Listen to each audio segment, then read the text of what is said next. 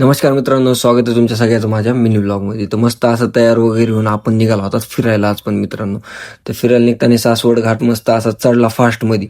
मग चढलात की मित्र म्हणले अरे ब्लॉग बनवायला तयार कर. मग त्यांना मला आपण तर बनविलाय, मग तुम्हालाही घेतो थांबा. मग घेतलं त्यांना ब्लॉगमध्ये. मग थोडंसं पुढे आलात मग दाखविलं आपलं पुणे सासवड घाटातून कसं येते नंबर 1 मध्ये. थोडंसं पुढे आला तर मग घेतलं विठ्ठलाचं दर्शन वगैरे मित्रांनो.